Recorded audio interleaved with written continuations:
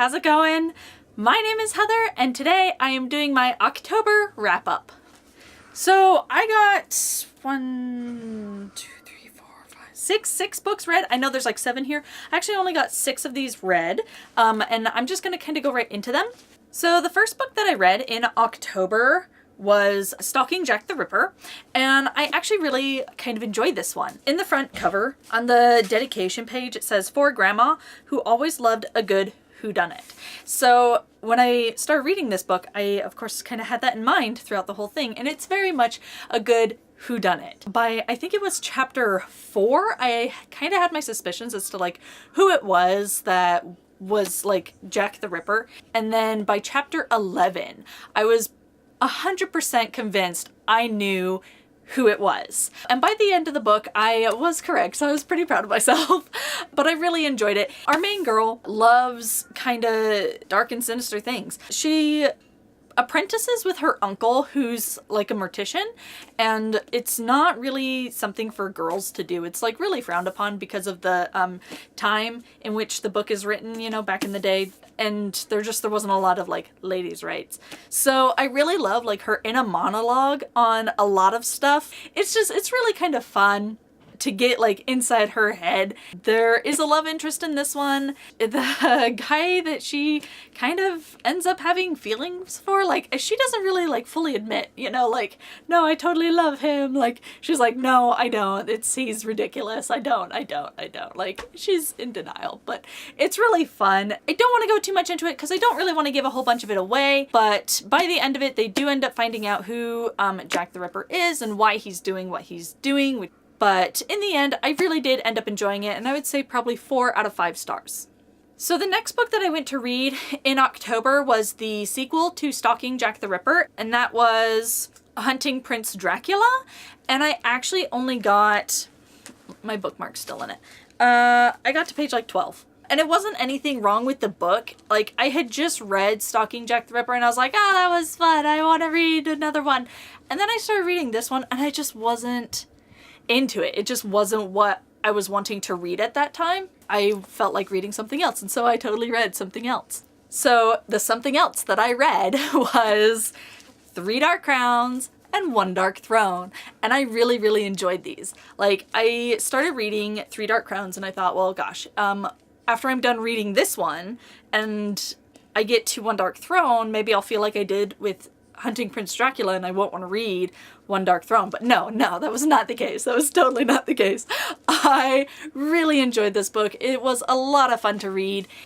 So in this world, there's triplets that are born, and they all have a particular ability. On this island, everybody has an ability. And it's only on the island. On the mainland, there's a whole mainland of like regular people that have no abilities and think the people on the island are total weirdos. The triplets for this generation are a poisoner, a elementalist, and a naturalist. You can also have the war gift, to where you can like make things move with your mind, kind of a telekinetic sort of thing. And then there's another gift. You can be a seer or an oracle, but apparently those ones are like killed at birth because they go insane as they get older. And so it's just like, we're not going to deal with that. So it's a little dark. It's kind of, like I said, there's some dark things in this that's just like glossed over. Like, we kill babies. So warning on that. So they're raised until they're a few years old, and they all get raised together at this little black cabin where they're born. And then they get sent off. So there's a whole like region just for the elementalists. There's a whole region for the poisoners. There's a whole region for the naturalists. Like, everybody has their own zone on the island. And the queens are raised by a particularly strong family from that zone. And they're raised until they're 16, where they're all presented, and then they get to fight to the death over the next year. But we are following the triplets right now. They've just turned 16, and they are gonna start fighting for the throne soon. The only problem is the poisoner and the naturalist have really, really weak gifts, where the elementalist triplet has really, really strong gifts. So everybody's like, oh, well, she's gonna be queen. Clearly. And the other two are just like cannon fodder, but they are trying to figure out how to like make it appear as though they're not. It was a fun read. I really enjoyed this one, and I would have to say like 4.5 out of 5 on this. So going into the second book, they've all been presented and they've all like shown their like super special gifts that they have and been like, I'm amazing, like don't kill me. So and it's now the 3 of them are trying to decide, okay, well, I've got to kill them and I don't really want to because they're my sisters and I kind of remember them from when I'm younger and that's difficult, and the kind of struggles of them trying to decide whether or not to kill their other sisters. And one of them's just like, whatever, I'm killing all of you, like time to die. I really enjoyed this one as well. I would have to say like probably 4 out of 5 on this one. Like, I'm not too sure on the ending. I'm really curious as to where they're gonna go in the next book, because it obviously like leaves off for at least one more book. So after I had finished, I was like, okay, well, we're getting close to the end of the month and I've already read 3 books, and I read 3 books last month, so I'd like to read a few more than that. So I was looking for something that's kind of like a little bit on the thinner side that I could kind of bust out pretty quick. I ended up going with the Every Heart a Doorway and Down Among the Sticks and Bones, and I got through both of these because they're super, super thin. And all I've heard about these is that they're really, really thin and they pack a super good punch, but that was about it. So, you know, they're super good, but they're super thin. So, my mom had actually borrowed these a couple weeks prior to when I had read them, and I asked her what she thought, and she says they're pretty good. She recommended reading this one first. This is the second book, the companion novel, and this is the first one.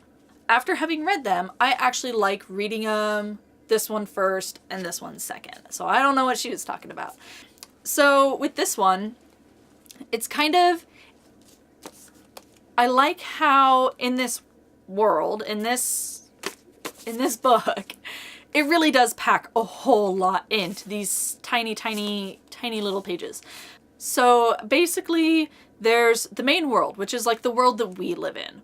And then you go through a doorway and you go into a world that's like either logical or nonsense, and it can be kind of like a good or a bad sort of world.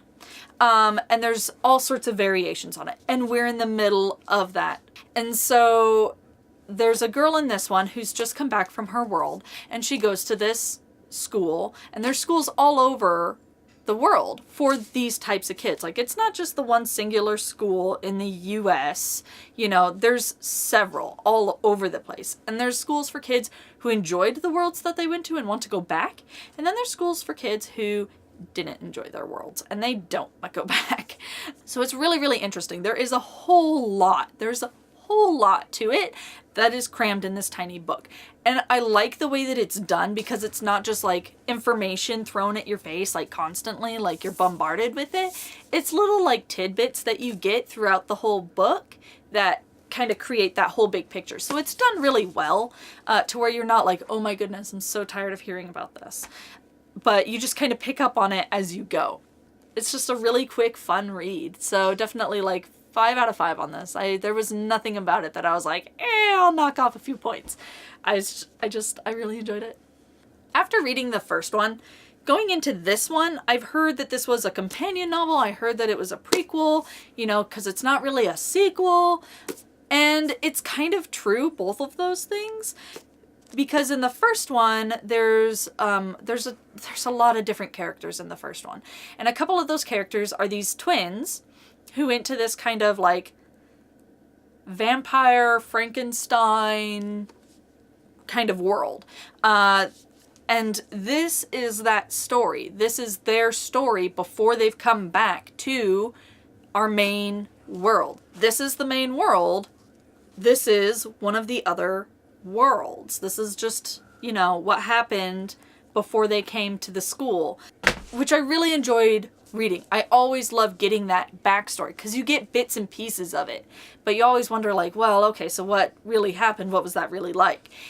it's their prequel story, so it's a prequel, but it's also a companion, because, I don't know. Like, I think you could probably read this without having read the first one.